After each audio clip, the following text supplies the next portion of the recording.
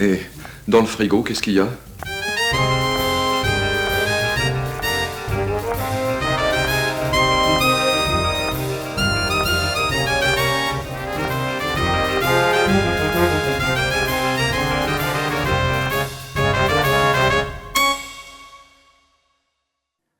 Bonjour gourmet, bonjour gourmette, bienvenue dans Cinéphage, le podcast qui parle de nourriture et de cinéma. Aujourd'hui, on n'est pas un, ni deux, mais trois invités autour de ma table. Et on a Antoine, qu'on a vu dans les autres épisodes. Bonjour à tous. On a Timothée, qu'on a vu dans l'épisode 2 sur Super Bourré. Yes. Et on a Sarah, notre invitée exemplaire de la semaine dernière, bien entendu, du mois dernier. Bonjour Sarah. Bonjour. Ça va? Toujours Ça va. Très fond. bien. Pourquoi elle a le droit d'être exemplaire, elle? Parce Et pourquoi tu lui demandes comment elle va alors que nous on s'en fout? Parce que... Ouais, t'as raison. Comment vas-tu Antoine, mon cher? Eh bah très bien. Bah voilà. Il fait chier pour ça. Peut-être Tim alors. Si je te réponds, tu vas me couper comme à l'épisode 2. C'est faux, je n'ai jamais coupé Timothée. On commence sur du conflit, chers auditeurs. Oui. Votez pour votre, pour votre podcasteur préféré parmi les deux. Pour ce grand épisode de Noël, pour fêter la fin d'année et pour ce calendrier de l'Avent qui a commencé à l'heure où vous écoutez cet épisode, on va parler d'un film qui est pour fêter les banquets, que dis-je, pour fêter les festins. On va parler du festin chinois. 不如我哋揾人幫手啊！揾邊個？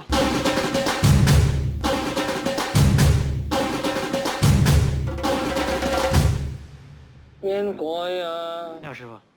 Avant de commencer l'analyse globale et la fiche technique du film, je vais remercier encore une fois tous les auditeurs qui sont arrivés jusqu'ici, puisque l'épisode 3 a été sorti la peur au ventre. C'était vraiment un épisode très compliqué, très lourd, et très très bon retour de votre part. J'en ai eu plusieurs différents, et ça c'est vraiment toujours ce qui met un peu de l'essence dans la voiture, si on peut dire. Gros merci à vous, et continuez comme ça, vous êtes génial, on va essayer de faire pareil, on promet rien. Le festin chinois est donc un film hongkongais réalisé par Tsui Hark, qui notamment a été le réalisateur de Il était une fois en Chine, Zhu, Les guerriers de la montagne magique, L'enfer des armes, ou encore The Lovers, une des meilleures histoires d'amour, si vous ne l'avez pas vu, c'est à pleurer. Voilà, moi j'ai adoré. Donc Tsui Hark, c'est un bonhomme, réalisateur hongkongais très très majeur de sa génération. Et le film est sorti en 95.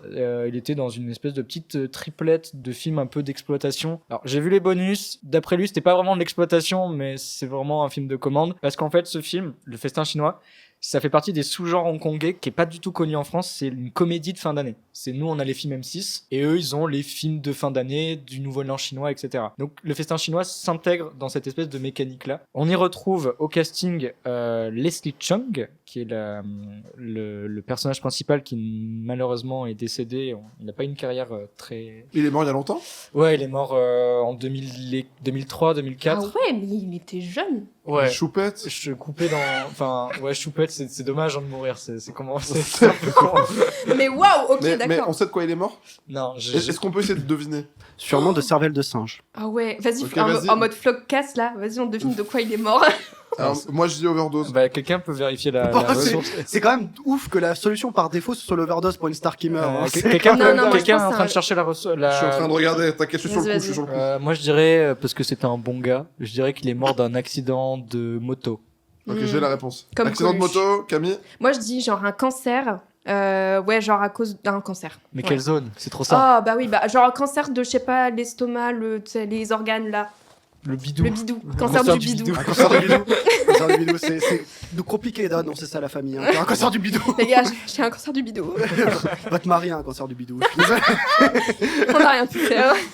Je sais quoi, je vais partir aussi sur un accident sport extrême. C'est pas ça, mais maintenant que je le vois, j'aurais dû y penser. C'est un classique. Ah merde. Personne? Overdose sur les shots. Non. Classique pourtant. Bah, c'est quoi du coup? D'attaque. Suicide. Non. Non. Eh oui. Bon, Leslie Chung était une personne malheureuse, malheureusement.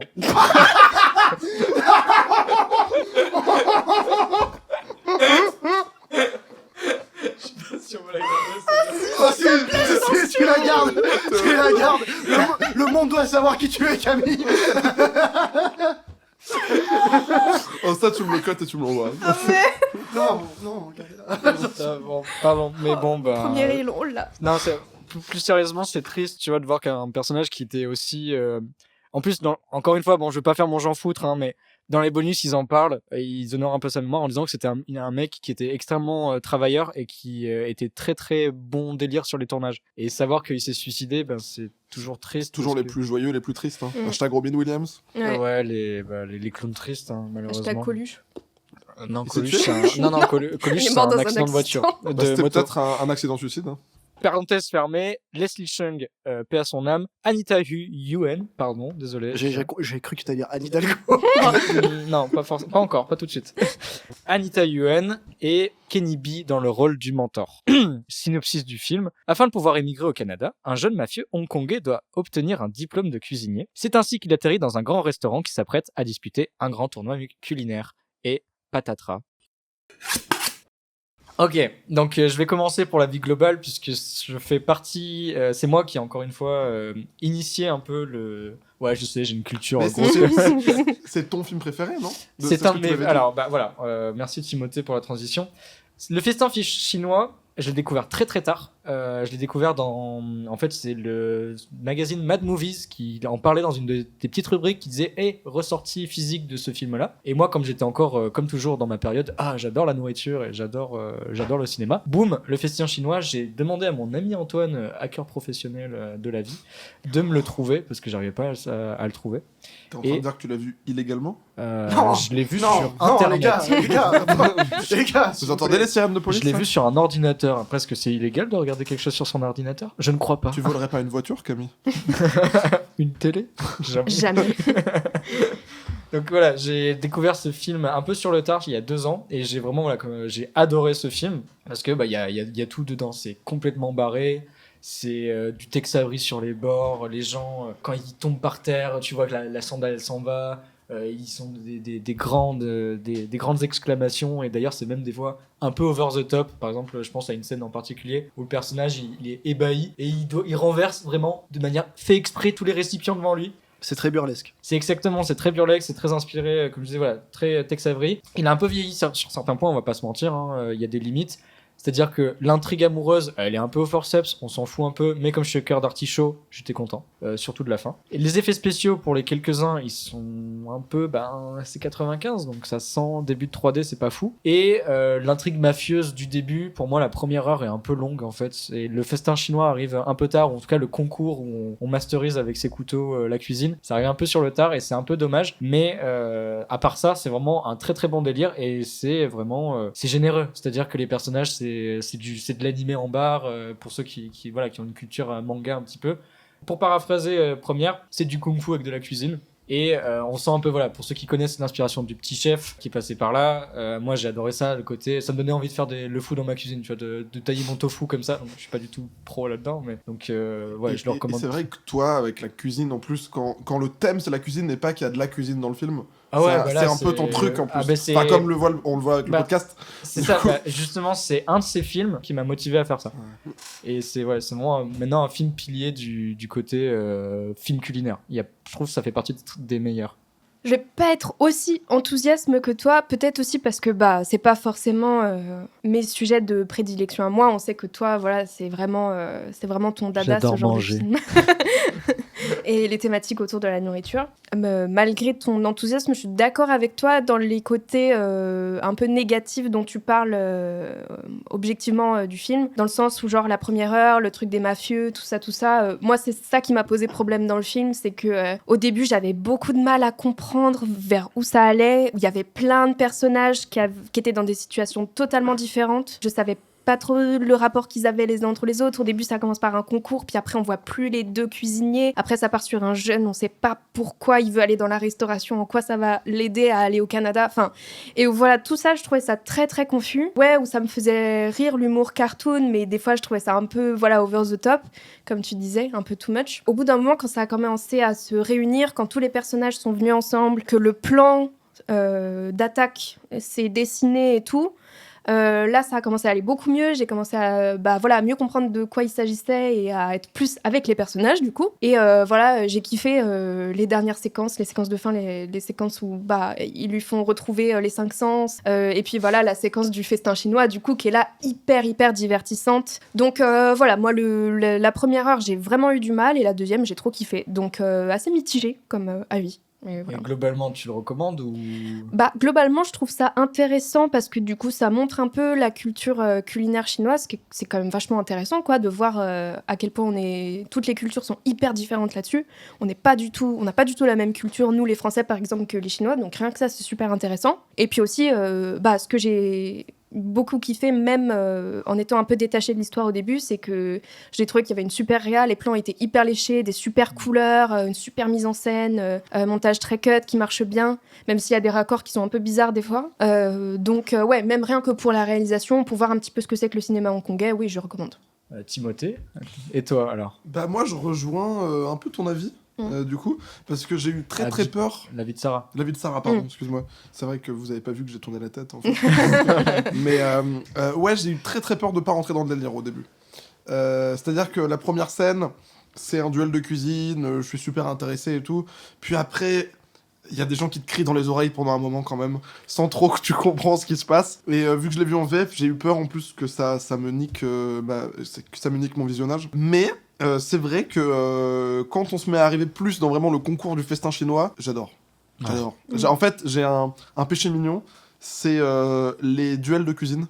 Vraiment, c'est une passion. Je reviendrai peut-être là-dessus après. Mais j'adore voir des gens faire des plats complètement abusés et commenter ça comme si c'était un match de boxe.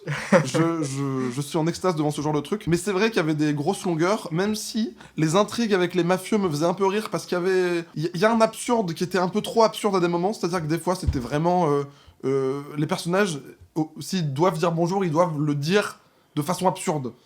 Ouais. Et du coup, il y a des moments où tu te dis peut-être que vous n'avez pas besoin d'être absurde tout le temps. Vous pouvez peut-être vous calmer un peu, prendre un antidépresseur, quelque chose pour vous calmer. Enfin, je sais pas, tu vois. Mais il y a des trucs chouettes dans cet absurde. Genre, il y a le personnage principal où son premier réflexe, c'est toujours d'agresser quelqu'un avec une bouteille, mais toujours avec du Bordeaux.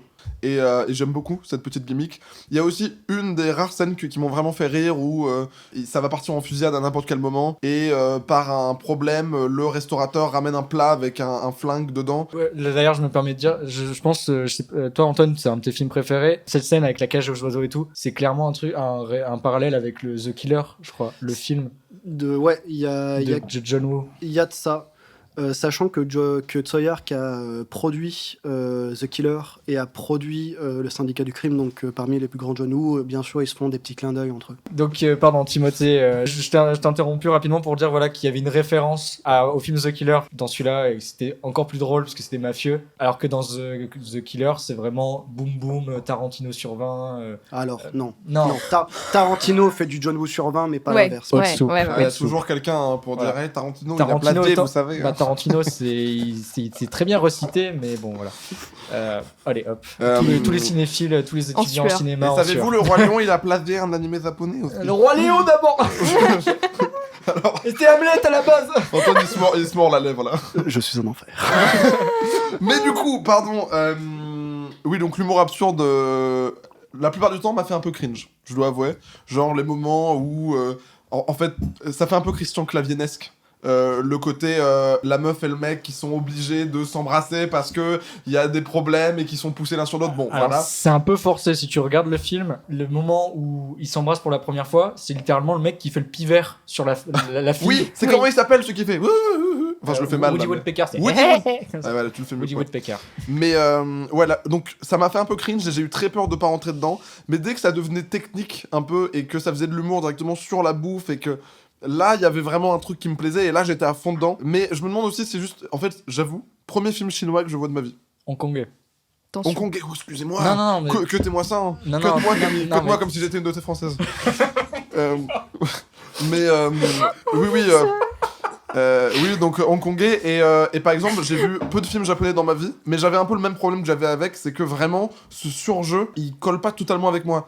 Je peux arriver à rentrer dedans, mais j'ai du mal. Et là, c'était un peu le même problème que j'ai eu. Et sinon, je fais juste un petit flash à ma scène préférée, qui m'a fait le plus rire, en tout cas. C'est le moment où ils veulent tester le palais du grand chef cuisinier, qui est alcoolique et qui a pas cuisiné depuis des années. Et du coup, ils interceptent le plat qu'il a commandé et ils foutent n'importe quoi dedans. Et le mec, il bouffe tout sans aucun problème. Et je me vois dans ce personnage. Je me ressens comme... Dans l'alcoolisme Non, mais je suis un spécialiste des rations de survie. C'est le plat qu'on va cuisiner par défaut si on veut juste être rentable et manger en se faisant plaisir, mais... Les Kit Kat dans la brioche, hein, on se rappelle. Moi, par exemple, ma ration de survie à moi, c'est du riz avec du pesto, du parmesan et un peu de thon. Voilà, ça c'est ma ration de survie. Ça fait une gloubi boulga, un peu dégueulasse, et ça ressemblait un peu à ce qu'ils mangeaient dans cette scène. Donc ouais, genre il y a des pinces à linge dans ton riz. J'ai fait des choses terribles dans ma vie. J'ai fait des plats de pâtes avec juste du gruyère et de la sauce tartare par-dessus. Ça, c'était trash. Et j'ai développé une allergie de peau d'ailleurs à cause de ça. Antoine, ton avis ? Écoute, moi je peux pas te juger. Quand j'étais étudiant, à un moment j'avais que des pâtes et de la mayonnaise, donc. Ouais, bon. La pâte mayo. On l'a tous fait une fois, ça. Ouais. C'est quoi ta ration de survie, Sarah ? Moi, il y avait un moment, une période où j'avais trop la flemme et j'achetais juste les gnocchis fourrés au fromage au magasin et genre juste tu les fais frire genre à la poêle vraiment 2 minutes et c'est tout quoi. C'est tout et ça te bourre le bide et voilà.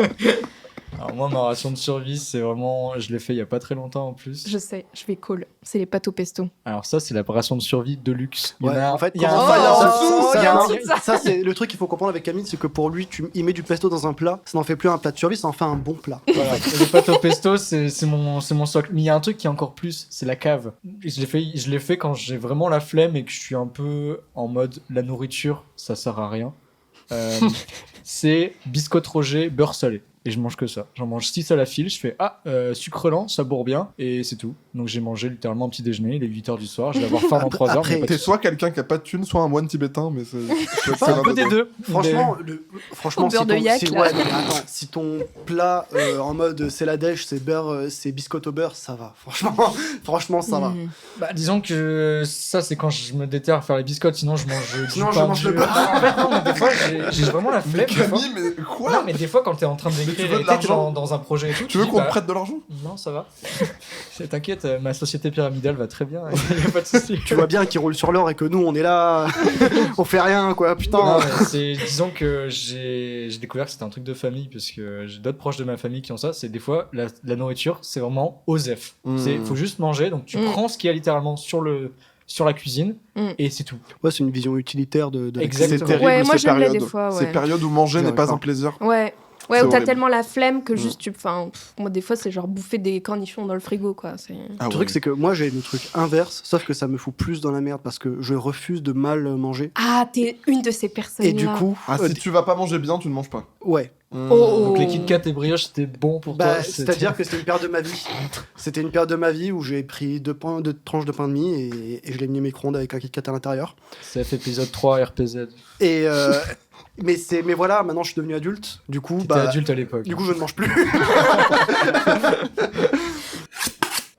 Moi, mon avis global, c'est que je vous rejoins un peu tous les trois. Bon, en effet, Camille, t'as raison, c'est un de mes films préférés, en tout cas un des films qui parle de nourriture que je préfère, parce qu'il a une sincérité, malgré son format d'exploitation qui se ressent à travers les personnages, à travers même la présentation des plats. Je veux dire, c'est d'ailleurs l'ouverture du film, c'est des plats qui sont présentés, et c'est magnifique, quoi. On a direct la salive au bord des lèvres, donc vraiment, j'apprécie toujours autant ce film. Je trouve que la première heure est moins pire que ce que vous avez vécu, parce qu'il y a des gags qui marchent pour moi. Mais bizarrement, les seuls gars qui marchent, c'est les gars qui sont liés à la nourriture et pas avec les mafieux. Je prends par exemple le poisson qui se bat.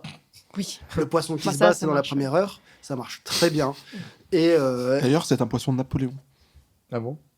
C'est ma copine qui m'a dit de dire ça.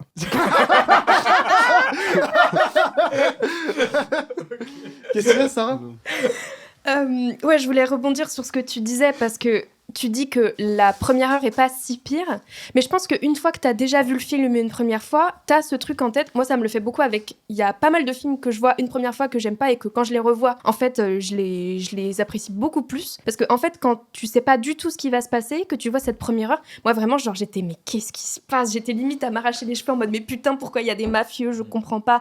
C'est pas de... Enfin, quand tu compares l'absurde qu'il y a avec genre les mafieux et tout par rapport à de l'absurde genre Monty Python qui est au final léché au poil de cul et qui est très logique dans son absurdité, là t'es en mode genre mais putain mais c'est absurde pour être absurde, ça n'a pas de sens. On te crie dans les oreilles.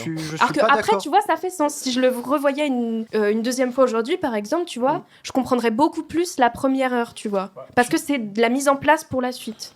Je suis pas forcément d'accord parce que très rapidement on t'installe ce ridicule un petit peu tragicomique puisque le mec doit choisir entre cuire un truc ou aller rejoindre sa femme qui est en train d'accoucher. Ouais, c'est ça, la scène Et donc, d'intro. Ouais. Très très rapidement en fait dès le début du film on te met quand même dans la sauce dans cette sauce là et après très joli, bien très sûr. joli, magnifique. Et après le gag du poisson pour moi il y a en tout cas la première fois que je l'ai vu il y avait un laisser aller. Avec le film où je me suis laissé emporter et je dirais même au contraire que j'ai moins apprécié le film en deuxième visionnage parce que tu te rends plus compte parce que déjà j'étais sobre et parce que tu te rends plus compte des zones grises un peu du film où tout le monde joue à la Louis de Funès et donc la folie devient la normalité et donc au bout d'un moment ça peut devenir assez tu peux commencer à trop en manger quoi t'as le ventre plein d'absurde. Mais quel poète. Wow. Oh là là. C'est pour ça que je l'ai Mais embauché. ce qui est bizarre, c'est que c'est pas vrai, il me paye pas. c'est l'alcoolique notoire le plus normal. Le plus calme, sérieux, ouais. Le plus sérieux des personnages. C'est le moins absurde de tous. Hein. Non, je trouve que si. que le chef contre qui il se bat au début c'est la caution normale du film. Ouais. Il a une bague avec un couteau quand même. Alors ça dans cet univers c'est normal. Oui, mais l'alcoolique est moins bizarre que lui. Bah, il est Je moins suis pas- cartoon. Ouais, il est dans son jeu en tout cas, il est plus normal. Je sais pas, il est bourré à un moment, il mange des pinces à linge une fois, Oui, et tout de suite, il est bizarre. Oui, mais écoute, il fait moins euh, le mariole, il fait moins de. Ouais. Comme le personnage principal, comme j'ai dit, à chaque fois qu'il est surpris, il va tomber à la renverse. C'est la case de BD littéralement où tu vois les deux pattes en l'air. Ah ouais, alors lui, il avait des patins pendant tout le film. Hein, ça. Oui, non, voilà, Ouais. c'est ça. Mais. Mais après, je finis. Ouais, Pardon, vas-y. non, je voulais rebondir sur ce que tu disais, c'est-à-dire que ouais, je suis d'accord avec Antoine, c'est que moi j'avais vu une deuxième fois quand je l'avais racheté et je l'ai vu une troisième fois pour le besoin du podcast. Et j'avoue qu'au troisième visionnage, tu sens vraiment les longueurs où tu te dis, ok, là il y a ces moments mafieux donc c'est pas drôle. Et du coup, en fait, même si je vois les intentions de Treyarch en voulant faire des parodies de films de triade, parce que c'est quand même une grande industrie à Hong Kong, particulièrement à cette époque-là, même si je vois toutes ces intentions-là, c'est vrai que le festin chinois, c'est marrant quand il y a un festin. Le rapport à la nourriture apporte un vent de fraîcheur, même dans l'humour. Je pense notamment au moment où donc il y a un chef qui est alcoolique, qui réapprend à aimer la cuisine.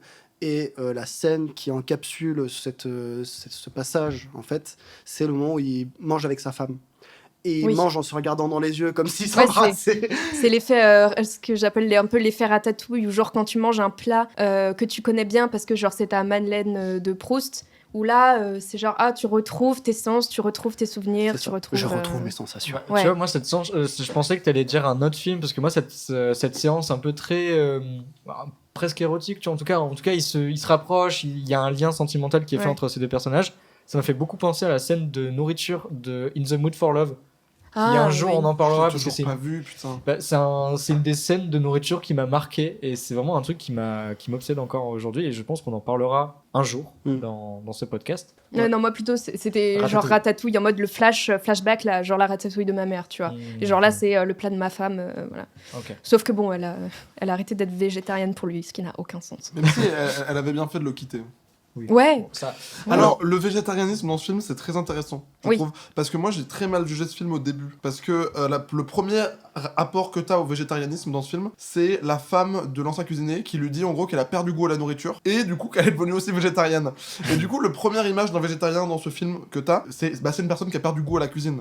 Donc au début, j'ai cru que ce film me disait « Ouais, les végétariens, ils aiment pas manger, en fait. Ouais. » Et en fait, des gros chiants peut-être qu'on spoil pas tout de suite, mais ça va pas dans cette direction-là du tout. Pardon, Antoine, t'étais... Non, t'as raison. Il y a, après, la Chine a un rapport à la viande, en règle générale, qui est très particulier. À la nourriture, en général. Mais mais c'est beaucoup de viande et de poisson. Oui, ouais. tu dans manges leur tout ce qui... nourriture. En fait, ils disent tout ce qui... Il y a un dicton chinois, c'est tout ce qui a quatre pattes se mange. Mais non, mais pas vraiment, parce coup, qu'en fait... mère... Nous, pays européens, par rapport à la Chine et au Japon, par exemple, on a un point de vue beaucoup plus quotidien à la viande. Nous, c'est habituel d'en manger tous les jours au Japon et en Chine. Je sais pas pour les autres pays, mais eux, c'est quand même festif, c'est classe. Ils en mangent... D'accord. En vrai, si. Hein. Pour les Japonais, peut-être. Pour les Chinois, je suis pas d'accord. Pour les Chinois, il y a, et on en parlait un petit peu avant l'émission, il y a un rapport à la nourriture, qui se voit aussi dans ce film, qui est le rapport à la criminalité. En fait, ils mangent beaucoup de viande, c'est juste qu'ils en mangent pas officiellement. Parce qu'il y a beaucoup de marchés noirs en Chine, dans laquelle tu peux facilement acheter de la viande. Le pangolin. Non, mais tu peux très facilement acheter de la viande. Et même si culturellement, peut-être que c'est plus festif, en fait, au jour le jour, ils en mangent quand même beaucoup, en fait. Mais moins que nous. Bah, ça dépend. Nous, c'est habituel. Ça dépend les castes, encore une fois. Ça dépend les classes ouvrières. Les classes ouvrières. Oui, mais Et c'est à ce que quel je dis. endroit de la Chine aussi. Je pense Exact. que Mais ça c'est ce que dépend. je dis, ça dépend des classes. En France et dans les pays européens, ça dépend pas vraiment de la classe. Oui. On mange de la viande tous les jours de façon habituelle. Maintenant, on remet en question et ça change un peu, mais c'était la norme. Là, vous voyez Tu parles juste de le fait quelle de dire époque En 90 tout le temps en fait. Même Parce maintenant que- encore, il y a bah, plein depuis- de familles qui mangent Non, tous mais les jours de la si tu viande. fais Depuis l'après-guerre. déjà, la Chine, elle s'est pris le communisme dans la tête, donc elle a pas eu vraiment de. Oui, il y a eu, Personne ne souhaite ça. Mao, voilà, grand bond en avant, tout ça, famine. Ah oui, ils ont dû manger de Oui. la viande. 30 millions de morts, je crois. Probablement que culturellement, du coup, il y a des différences. Après, moi, j'ai pas ressenti ces différences-là, Je forcément, dans le film, parce que ça a l'air quand même d'un truc de bien gros viandard. Oui, mais ils cuisinent festin des chinois. plats gastronomiques en fait Ouais. dans ce film. Ouais. Pour le festin chinois, qui est le festin impérial le plus important de la Chine, c'est normal qu'ils font de la viande parce que c'est pour un palais d'exception. On va passer à présent aux analyses et on va commencer par Antoine. Alors, moi, du coup, pour mon analyse, je pense que le film a un angle sur le conflit générationnel qui se passe dans le film, mais aussi dans le rapport politique et historique dans lequel le film se place. Pardon. Maintenant, ça va spoil. Voilà, vous êtes prévenus. Dans le film, typiquement, on nous met en situation deux générations qui sont en conflit. Il y a les plus vieilles générations, il y a le propriétaire, mais il y a aussi les grands chefs. Et de l'autre côté, du côté des jeunes, il y a le protagoniste et la fille aux cheveux rouges. Donc, ils s'appellent Chu et Kaiwai. Chaque personnage que l'on voit dans ce film a atteint ses limites en soi. Les chefs ne peuvent pas participer ou sont tombés en disgrâce à cause de l'alcoolisme ou ont une santé défaillante avec le gérant du restaurant. Ouais. Mais les jeunes ne peuvent pas les remplacer. Ils n'ont pas leur expérience, ils n'ont pas leurs acquis. Aussi, ils n'en ont pas vraiment envie. Soyons sérieux, personne ne veut reprendre le restaurant. Mais c'est quand le film expose les désirs de ces jeunes personnages qui devient moralement, je trouve, paternaliste et même conservateur. Et tourne en ridicule tous les rêves d'une jeunesse qui se sent perdue professionnellement. Donc tu as Chu qui veut trouver une japonaise complètement cliché et qui veut partir au Canada pour cuisiner alors qu'il ne sait pas du tout cuisiner. Oui. T'as Kaiwai, le love interest du film, qui veut devenir une grande chanteuse et qui bien sûr ne sait pas du tout chanter. D'ailleurs, moi je l'ai vu en VF, c'était quoi la chanson qu'il chantait pour vous? L'amour n'a Carmen. pas connu de loi. Ouais, Ouais. Carmen. Ok, est-ce qu'il chantait Alexandrie, Alexandra des fois? Parce qu'en VF, des fois, il chantait Alexandrie, Alexandra. Ah bon On n'a pas vu le même film. Non, non, mais il chantait votre... C'était Astérix Obélix. Non, regarde, aussi, Bah, mais- je rebondis sur ce qu'Antoine dit, toute petite parenthèse. Tu disais qu'il y avait du cliché complètement avec les Japonais. Il y a du cliché avec les Français. En VO, à un moment, ils disent « Ah, je parle français ». Ils sont « Oui, oui, oui », comme ça. à un moment. C'est vrai. Alors- Les Français, on prend cher. Hein. Ça, pour moi, ça rentre plus dans le rapport, mais j'en viendrai en deuxième partie, c'est le rapport à l'extérieur de la Chine. Donc, ils ont tous les deux des rêves que le film tourne en ridicule, et à partir de là, le film ne va pas leur apprendre à suivre leur passion. Non, non, non, au contraire. Durant tout le film, ils vont devoir abandonner leur passion et leurs rêves pour aider les adultes à redevenir ce qu'ils étaient. Ah putain, oui. Et ils aident le chef alcoolique à retrouver ses 5 sens, ils aident le chef plutôt gentil à apprendre le festin chinois, ils aident le gérant à garder son restaurant. Mais ce faisant, ils perdent tout ce qui faisait d'eux des individus. Ils perdent tout intérêt à la musique et au voyage, et au final, le protagoniste reste à Hong Kong et la fille qui gère le restaurant alors qu'elle ne sait toujours pas cuisiner à la fin. Hein. C'est vraiment... À la fin, on voit Kaiwai dans la cuisine, elle est perdue. Vraiment. C'est l'enfer pour Ouais. Mais c'est plus des handicaps pour le cuisinier qu'autre chose, j'ai l'impression, des fois. elle. Lequel du cuisinier? Celui avec une moustache qui est alcoolique et qui a des femmes nues dans chef. sa chambre. Le chef Alors, il y a mentor. une- Mentor. Pas une femme nue, il a une poupée nue dans sa chambre. Mais il a Oui, des c'est- photos sur Oui, le c'est mur vrai qu'elle a aussi. des photos de femmes nues, c'est vrai. Comme tous les alcooliques. C'est vrai, c'est ce qu'on fait. Comme tous les hommes, peut-être aussi. Waouh, c'est mis dedans aussi. Allez, hop. Allez. Et du coup, ils perdent tout intérêt en leur passion. Ils restent pour aider les vieilles générations. Donc, le message du film, pour moi, c'est les jeunes générations doivent se sacrifier pour que les vieilles puissent continuer à exister. Faire le contraire ne serait qu'enfantillage. Ouais, Il y a elle perd l'amour. ses cheveux rouges aussi, la meuf d'ailleurs. Oui, elle devient. Bah parce que plus soyons sérieux sage. 2 minutes. Les woke, ça va 5 minutes quoi, c'est bon. Ouais, elle s'assagit C'est et une tout. phase. Mais ça, c'est. Moi, j'ai vu, en fait, j'ai compris ça. Elle perd ses cheveux rouges. Enfin, le personnage de la fille, du Love Interest, pardon, a les cheveux très bariolés au début. Elle a un maquillage très voyant, très fun. Et au fur et à mesure du film, elle devient plus normale, moins maquillée, etc. Moi, j'ai plus vu. Plus normal, et- Camille. Plus normal, ouais, exactement. Donc, moi, j'ai plus. En tout cas, dans le scénario, c'est plus revendiqué pour plaire aux mecs. parce qu'elle est amoureuse de lui dès le début, elle flirte un max, et elle veut qu'il reste, qu'il ne parte pas au Canada pour qu'il reste avec elle. Et d'ailleurs, à la fin, en plus du truc conservateur, moi je vois aussi, il est revenu par amour. Et c'est là que mon petit cœur d'artichaut, il a fait « Ah, c'est mignon ». Il est revenu par amour, mais c'est très artificiel en fin de compte. Oui, Après, mais la relation est artificielle. La relation est Après, artificielle. soyons francs, lui, son rêve, c'est de trouver une jolie japonaise et s'enfuir au Canada avec. Il a un fantasme en tête, c'est pas un vrai objectif. Et il y a aussi ce côté, il découvre quelqu'un de plus proche et il découvre un vrai amour plus qu'un fantasme. Donc on peut Oui, faire un peu le contre-argument de ça. Voilà. Et du coup, il y a ce Oui. contre-argument. Après, moi, ça m'embête en fait qu'elle ait enlevé son maquillage parce que ça aurait pu devenir un petit icône queer. Pas dans ses relations sexuelles parce qu'elle est hétérosexuelle, il n'y a pas de problème, mais dans son apparence. Elle est très maquillée, très C'était lunaire. Dans l'exubérance, un peu Ouais. l'exagération des Des maquillages, du maquillage, etc. Il y a quelque chose de vachement joli, en fait, de vachement expressif. Ah, elle est très charismatique. Et clairement, le film te dit non, mais cette expression individuelle, tu la gardes bien au fond de toi. Ouais, puis c'est et en mode tu c'est une arrêtes. phase quoi, c'est pas Ouais. sérieux, c'est une phase de vouloir être une star, c'est pas oui voilà, c'est pas Exact. sérieux. Après, elle chante comme un pied. Oui, en l'occurrence oui, mais bon. Et du coup, tu vas aller à la cuisine, c'est ça la Bah oui, voilà, c'est ça. Et Alors tu que vas tu faire sais- mal ton travail. Ouais. Alors qu'elle Ouais. sait pas cuisiner quoi. C'est ça. Et ce conflit générationnel, on peut le voir dans ce film en sortant de la diégèse du film et en regardant le film dans son contexte historique et politique. Ce film sort en 95, 2 années avant la restitution d'Hong Kong à la Chine. On peut y voir un conflit générationnel autour du conflit hongkongais. Complètement. Il y a Ah on bon est face à 2 jeunes occidentalisés qui sont en perte d'identité. Petite mise en contexte pour rétrocession de la Chine, cinéma Ouais. hongkongais, cinéma chinois. Ouais, je veux bien, Si moi. tu veux que je le fasse, c'est la Chine et Hong Kong étaient deux systèmes différents, séparés. La Chine communiste et Hong Kong qui appartenait, qui était sous domination, en tout cas sous tutorat anglais, et qui avait une certaine indépendance vis-à-vis du reste de la Chine qui était déjà très influencé communisme. Et donc le cinéma hongkongais était un peu cette espèce d'Eldorado libertaire, de liberté, où les Hongkongais faisaient vraiment tout ce qu'ils voulaient dans les codes qui pouvaient plaire aux Occidentaux, c'est-à-dire Jackie Chan, tout ça, c'était pas possible en Chine, c'était Hong Kong. C'est pour ça qu'on dit tout à l'heure, je t'ai repris Timothée, parce que le cinéma hongkongais n'est pas cinéma chinois. Et tu avais bien raison. Voilà. Et ce tutorat de l'Angleterre sur Hong Kong devait terminer en 97 et Hong Kong devait être rétrocédé à la Chine. Et donc, Hong Kong devait perdre cette liberté culturelle. Donc, il y a eu énormément d'artistes qui ont joué leur va-tout pour profiter de ces derniers instants de liberté. Ça a donné un style de film qui s'appelle la catégorie 3 où toutes les pires choses que tu imagines, ils les ont faites. Le Coin du Bis en parle dans une grande vidéo, je vais pas le paraphraser. C'est vraiment, en tout cas, cette espèce de rétrocession. C'est quelque chose qui était vraiment très ancré dans le cinéma et dans la culture hongkongaise et le cinéma qui s'en ressent à l'époque, parce que c'est une peur de revenir à quelque chose de très enfermé, très dictatorial, pour le coup réel. Malheureusement, ce film dit qu'il faut absolument renouer avec ses racines chinoises. Mais non. On est face à deux. Non mais attends, on est face à 2 jeunes occidentalisés qui sont en perte d'identité, au point que l'un veut vivre en Occident, carrément, veut quitter le pays, et l'autre veut passer sa carrière à chanter dans une autre langue, dans la langue occidentale, dans la langue anglaise. Ouais. Ils sont alors pris dans un conflit dans lequel ils vont devoir renouer des liens historiques et culturels avec leur pays. Et petit à petit, grâce à leurs aînés, ils vont se réapproprier leur culture à travers la nourriture. Bref, ils vont se désoccidentaliser pour devenir chinois à part entière. Et ça passe à travers, du coup, cette femme qui devient plus traditionnelle. Ça passe à travers le mec qui reprend ses responsabilités.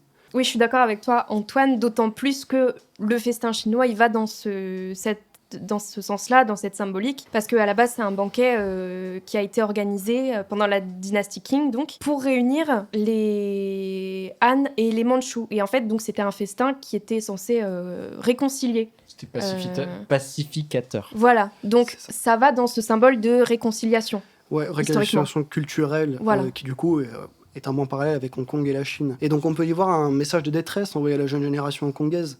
Bientôt, nous devrons faire nation. Pour que cela puisse arriver, il faut que vous reveniez dans votre culture et que vous reveniez en Chine. Et puisqu'il qualifie la jeunesse influencée par l'Occident d'enfants immatures en besoin d'être rééduqués, je pense que ce film-là est un film profondément décolonial et conservateur, puisque ces 2 luttes-là ne se contredisent pas forcément. Pardon Camille, tu voulais... Non, Timothée, je t'en prie, vas-y. Alors, Antoine a fait un putsch, magnifique. Alors, elle est super intéressante, votre analyse, mais vous oubliez... J'aime bien quand tu me vois. Non, mais je dis vous deux, parce que vous êtes 2 à dire de la merde, et du coup, je vous regroupe. Mais là... Non, c'est pour être provocateur. Non, en vrai, elle est super intéressante, votre analyse. Pascal Mais- Pro, c'est vous? Mais j'ouvre le débat. Mais vous oubliez des gros trucs, quand même. genre, tout ce que vous avez dit là, ça peut quand même être juste des effets secondaires de comment je me débrouille pour faire un film où je fais des duels de bouffe. Le festin chinois, ça va être bien, ça donne des enjeux et tout, hop. Mais le climax du film, c'est quand même, au final, on n'a pas fait le plat traditionnel. Parce que du coup, spoiler, le climax de fin, c'est un duel de cervelle de singe. Et eux, ils ont pas osé tuer le singe. À la place, ils ont fait un alliage de viande avec du tofu et du fromage. Et c'est mieux que l'original. Ça, c'est quand même super important. Ça veut dire nique la tradition. S'il y a même un message un peu pro-végétarien. Non, même. Les loulous. Non, c'est pas nique la tradition, c'est on pourra pas continuer exactement comme nos ancêtres. Ouais, puis il y a des lois aussi. Il y a des lois et il va falloir qu'on arrive à trouver un point d'entente. C'est ça que ça veut dire. Mais on reste quand même sur ce truc va falloir vous désoccidentaliser. S'ils avaient utilisé, je sais pas moi, du coca. Je force le trait, mais c'est pour faire comprendre. S'ils avaient utilisé un produit typiquement occidental dans leur cuisine, Du Mont d'Or. Du Mont d'Or dans le cervelle de singe. Le singe est... Je me asphyxier avant de nouveau autre chose. Donc pour moi, ça ne contredit pas. Ça rentre au contraire tout à fait dans ce qu'on vient de dire. On évolue, mais on évolue en tant que Chinois. Je me permets un tout petit rebond sur Antoine avant qu'on passe à Timothée, c'est que je trouve ça très ironique de la part de Tsui Hark de dire hey les gars, revenons à quelque chose de très contemporain, très Chine, très nationaliste, alors que monsieur, l'année suivante, s'en va faire 3 films en Amérique avec Jean-Claude Van Damme et tout ça. Donc c'est... En même temps, non mais attends. Comment tu voulais dire non à Jean-Claude Van Damme? Au bout d'un moment, moi, je comprends, tu pourrais être le plus gros nationaliste du monde quand il y a Jean-Claude Van Damme avec ses pecs là qui te dit mec, viens, on va faire des films, tu acceptes au bout d'un moment. Coming out en direct là. Après, c'est notre analyse aussi, c'est que ça se trouve, on se plante complètement et c'est plus une conjoncture. Non, mais et puis aussi, la réalité d'un conflit pareil, politique et historique, est assez importante pour que Tsui Hark est un avis plutôt conservateur sur ce sujet-là et pas sur d'autres. Oui.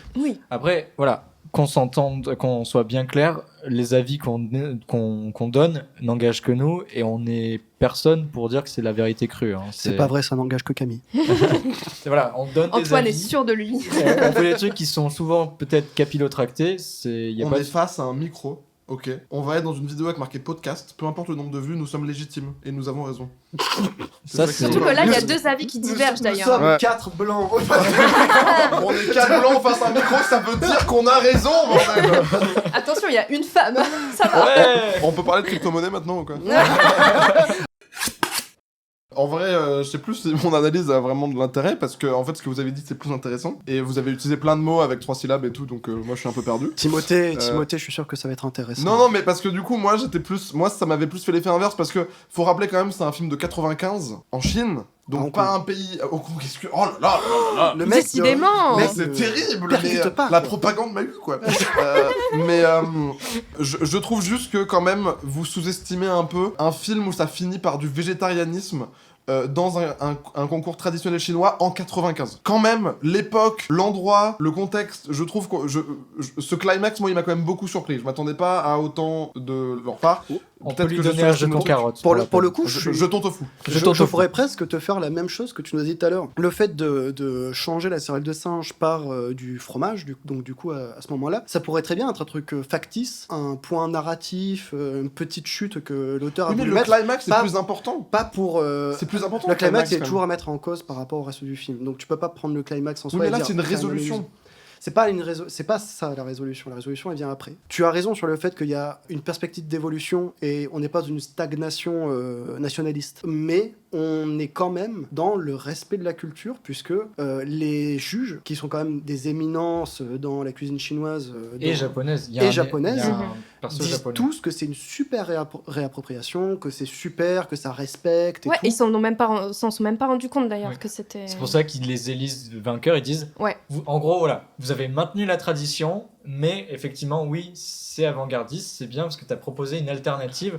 Mais en respectant les lois. En vrai, je pense que vous avez raison. Mais après, je pense Tsui Hark, il a voulu, quand il était face à son scénario et tout, il s'est dit, ouais, mais en fait, si on fait Cervelle de singe en 95, bah c'est réalisme arrive et FBI open up, tu vois. C'est vrai. Mais j'aimerais juste dernière chose sur ce sujet. Après, moi, j'enquille parce qu'en vrai, je pense que vous avez raison. Mais imaginez, là, tout de suite, cette année, on sort un film français, Le Festin français. Ok. Et ça parle de tradition, de culture française. Déjà, il y a de bouffe. Christian Clavier. Et ça finit, la résolution, c'est un steak au tofu. Imaginez le backlash en 2023. Je vous jure, il y aurait un backlash. Je vous jure. Mais Non, non, c'est réel.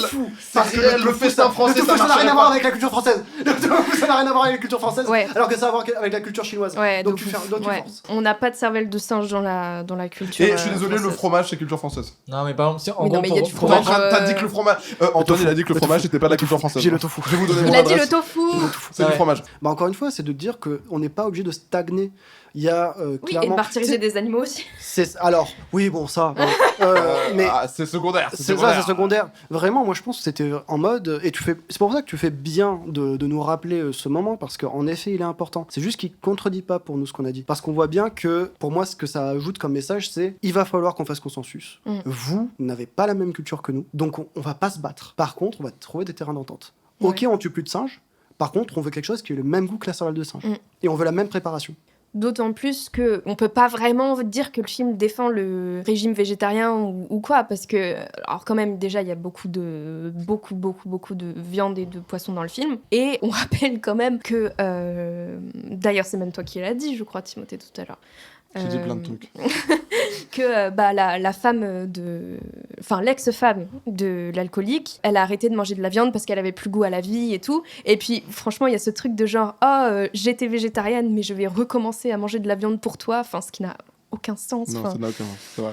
voilà. Non, mais c'est vrai, mais je demande juste de rappeler l'année 95 quand même. Non, De mais oui. Présenter une option VG dans un truc sur la culture chinoise, je trouve ça osé. Oui. Mais, Mais peut-être en aussi vrai, parce que- vous avez raison, c'est quand même assez conservateur. comme Peut-être film. que déjà à l'époque, on les critiquait pas pour leur consommation de viande que nous, en tant qu'occidentaux, on n'a pas l'habitude de manger. Ce qui Genre, était un peu ironique. le- Vous mangez Tintin, le le chien Non, mais Nous, on mange Tintin, du le cochon, lotus c'est plus bleu, le lotus bleu de Tintin, Ouais. c'était dans les années 60, hein, et déjà dans ça, t'avais Milou qui avait plein de gags sur Milou qui va se faire passer la casserole. voilà, genre même Donc en, les enfin, ça- stéréotypes chinois sur la nourriture, ils sont ancrés en Voilà, France, et on hein, les c'est- a encore aujourd'hui. Genre les Chinois, ils mangent du chien, etc. Je comprendrais Donc, jamais ce débat. je pense que déjà à l'époque, on les critiquait parce qu'ils mangeaient du singe, de la cervelle de singe, etc. Donc peut-être qu'en tant que film qui voulait s'exporter ou pas, je sais pas. Puis en tant que film hongkongais, peut-être qu'ils voulaient aussi pouvoir parler à tout le monde et genre pas montrer un plat où on cuisine de la cervelle de singe et où il y a pas de souci, quoi. Parce que déjà à l'époque,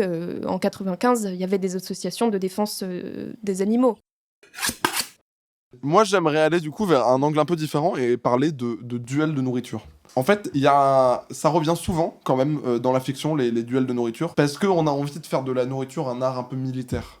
On a envie de présenter ça comme un match de boxe, parce que quand t'as envie de parler de bouffe, tu peux pas faire juste un film d'auteur où tu montres des plats et tu dis là j'ai mis un petit peu de chutney pour relever le goût, il faut que ce soit dynamique, il faut que ça punch, et du coup t'es obligé de jeter la chutney sur le riz, t'es obligé de découper le steak quand il est en l'air, et c'est ça ce film, et c'est ça qui était bon dans le film, c'est de voir des techniques où tu sais jamais si c'est un vrai truc ou si c'est complètement absurde. Par exemple, il y a un moment, il congèle de la viande et il la fait revenir une fois qu'elle est congelée dans de l'azote liquide, et tout ça moi j'ai pas arrêté, j'arrêtais pas d'aller sur internet et tout pour savoir si c'était des vraies techniques ou pas, parce que je trouve ça fascinant de voir jusqu'où on peut pousser l'art culinaire, quoi.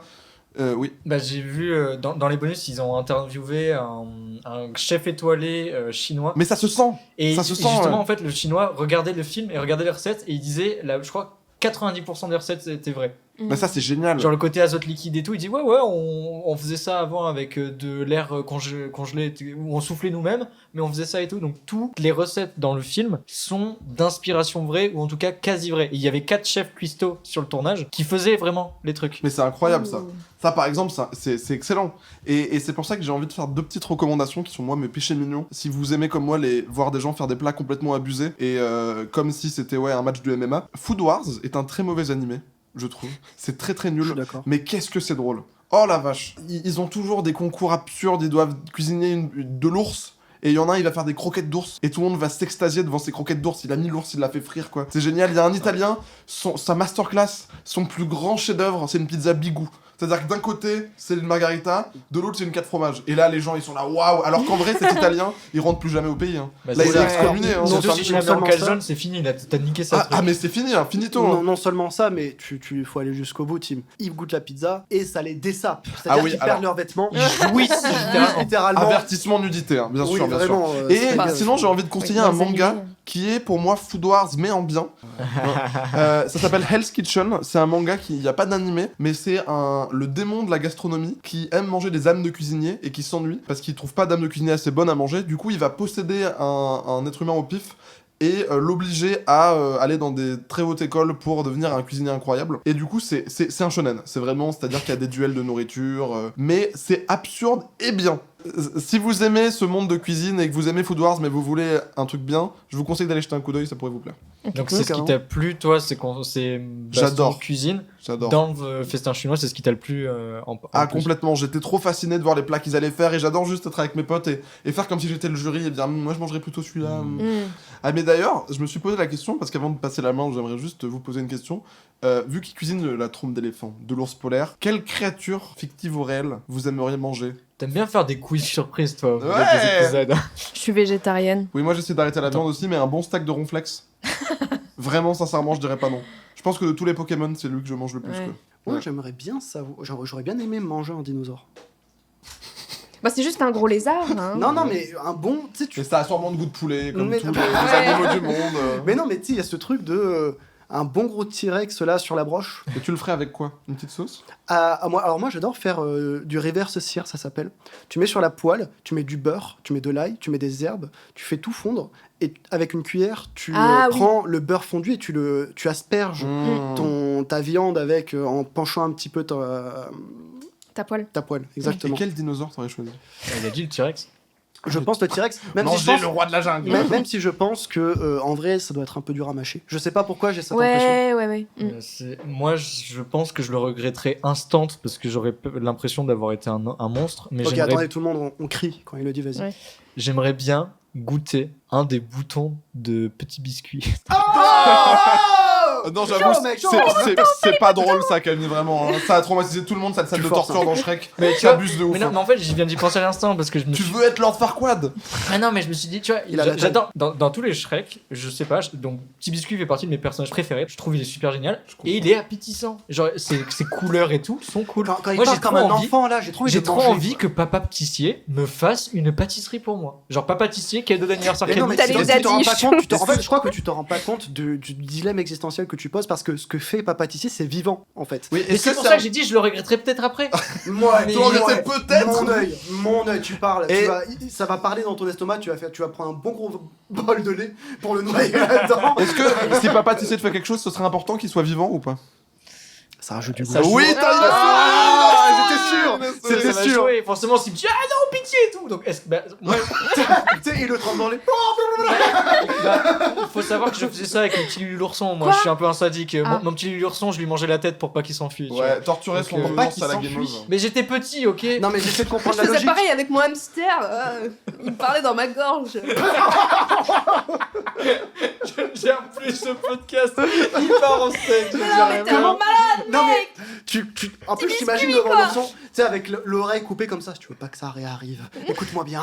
Écoute-moi bien, petit ourson. Non, mais voilà, les petits Lulu l'ourson, tu sais, c'est les trucs lus. Moi, j'aimais bien les manger et je m'amusais quand j'étais petit, leur manger la tête et faire comme ça. Les nounours à la guimauve, les torturer, c'était un plaisir. Toujours. Voilà, donc oui, peut-être que j'étais un sadique. Je suis allé voir un Il psy. cramait des depuis, ça gendarmes avec une loupe. va. Non, c'était des fourmis, ok. Et des Playmobil. Putain. Parce que Le lui, nazi. Enfin bref. La naissance d'un dictateur. Sarah, toi, ton truc à manger. Bah, étant donné que ouais, je suis végétarienne, ça va être un peu dur, mais bah, tu vois, peut-être, genre, je me dis, les licornes, ça se trouve, leur corne, elle est en sucre, tu vois, genre, tu la casses, ça fait. Pour moi, c'est un bon os. Tu sais, c'est comme les narvals, c'est sa dent qui Ouais, remonte, donc tu c'est vois. vraiment, c'est un animal magique, mais ça pète pas des petits cœurs, ça fait pas des arcs-en-ciel, quoi. On peut Ah. trouver un truc. Probablement. Du fromage de licorne. Et les Oh, des du paillettes. fromage Du de fromage de licorne. licorne. Mais Attends, moi, tu m'intéresses. Parce que lui, ça doit être arc-en-ciel pour le coup. Putain, mais ouais, mais un tome de licorne, mais je pourrais te tuer pour ça. mais C'est bon, à hein. quel moment? Quoi? C'est possible? Un petit tome de licorne. C'est possible? Pour les femelles. Il doit avoir des licornes femelles, non? Oui, mais Ah oui. ça existe le fromage Oui, de, ça existe de des licornes, cheval. Sarah. Non mais non mais Fromage par de exemple, cheval, non. Parce Voilà. que les chevaux, Attends, mais ça les doit chevaux exister. n'allaitent pas. Ah bon, il fait quoi le. bah, Non, ils font mais- quoi alors? Il va au Super U, genre. Non mais Non, attendez, il attendez, mange on du est en train foin. de Mais poser bien une sûr logique que sur un animal qui n'existe pas. Donc si on a envie qu'il fasse du Oui, fromage, mais il faut on qu'il y ait un fait- minimum de cohérence en fait. C'est Le pas parce que fromage, tu dis que le fromage de jument existe. voilà, c'est ça la question que je C'est me le posais. fromage le plus cher du monde. Voilà. Mais un fromage de Donc, licorne, t'inquiète pas qu'il doit être pété. Hein. Donc si il y a du fromage de Celui-là, il a jument, une forme de fer à cheval. On est dans un podcast. Pardon, excuse-moi, oui. On ne voit pas. Je vous conseille de regarder sur internet.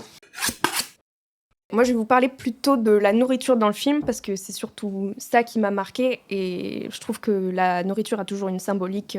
Et du coup, j'ai un peu envie de parler de ce symbole d'abondance. De richesse qu'est la nourriture. Enfin, la nourriture a une place historique, c'est vraiment important dans l'histoire de la Chine. C'est du patrimoine. Voilà, c'est ça, c'est du patrimoine, ça a été important politiquement et tout. Et ça, quand on parle d'opulence et de nourriture, on voit que ça a eu une importance dans beaucoup de cultures à travers l'histoire. Le premier truc auquel j'ai pensé, moi, quand j'ai réfléchi à ça, c'était surtout les Romains et les orgies qu'ils faisaient. Alors, orgies de nourriture et pas que. Mais c'est un peu un cliché qu'on a, c'est-à-dire qu'ils faisaient pas ça tout le temps, c'était pas normal de faire ça. C'est juste que, en l'occurrence, ça arrivait et ça pouvait être aussi des orgies d'alcool. C'était pas seulement que de la nourriture, on se gave et on se fait vomir et on remange quoi. Ça pouvait être aussi genre juste faire la fête. Et il se faisait vraiment vomir? C'est un peu compliqué parce qu'il y avait des rumeurs comme quoi il y avait un endroit dans le Colisée, enfin dans les théâtres, où ce qui s'appelait le vomitorium, dans lequel on disait bon bah ils mangent et ils vomissent quoi. Et puis après on a compris que ça voulait juste dire entrée. Et du coup le vomitorium c'est Tout juste ce- l'entrée et la sortie quoi. Parce que moi, ça m'avait traumatisé dans Hunger Games. Oui, qui se Ils font Mm. ça, ils ont un verre spécial dans Hunger Games pour aller se faire vomir et pour remanger, Ouais. alors que c'est un état super inégalitaire. Et à l'époque, je m'étais dit, oh mon dieu, mais est-ce que c'est réel ça ou Bah, pas? ça existe vraiment, mais c'était les bourgeois à partir du 16-17e siècle qui se sont dit, en vrai, la nourriture c'est bien. Et en fait, c'est quand les gourmets sont apparus et qu'il y a des nobles qui se sont dit, on va mettre de l'argent et faire des soirées spéciales dégustation. Est-ce que les gourmets sont vraiment apparus comme ça? Ou Ouais, est-ce que- en fait, je dis ça parce que j'ai lu un livre. Mangeuse de Lorraine Malka aux éditions Pérégrine. C'est un super livre qui parle de la place de la nourriture et du lien que les femmes ont eu avec la nourriture et avec le régime notamment. Mm. Et donc ils expliquent en fait que les femmes ont été exclues de la cuisine et du côté cuisinière parce que des hommes se sont intéressés à la chair, à l'opulence, à la gastronomie et se sont accaparés dans des petits salons au départ en disant en dégustation on se fait vomir et on remange pendant 3 jours de suite parce qu'on a que ça à faire et on en discute et les femmes sont interdites et après ça a déclenché les chefs, les écoles de cuisine et tout ça. On dit pas on fait une purée, on fait des patates à la Monseigneur. Et si tu Ça, c'est vrai que c'est stylé. tu vois, c'est en fait ils remettent des noms pour séparer les préparations de ménagères, de cuisinières, Mm. de le grand chef Martini machin, etc. Mais ouais, voilà, du coup, merci pour la précision parce que ça, c'est vrai que du coup, je l'avais pas forcément. Mais voilà, en tout cas, la nourriture a toujours été symbole d'opulence à travers l'histoire. Ça a été une manière de prouver qu'on était riche aussi parce que être tellement riche qu'on n'a même pas besoin seulement de se sustenter, c'est on peut se permettre de manger 2 voire 3 fois ce dont on a normalement besoin et qu'on a même la possibilité de se faire vomir pour remanger. Ça, c'est vraiment genre, je suis de la provocation un peu ultime, quoi. Du coup on peut dire que la gourmandise est une classe sociale. Attention, parce En que je vais vrai, parler de classe en sociale. vrai, toi. en vrai. Ouais. Ah ouais, hein.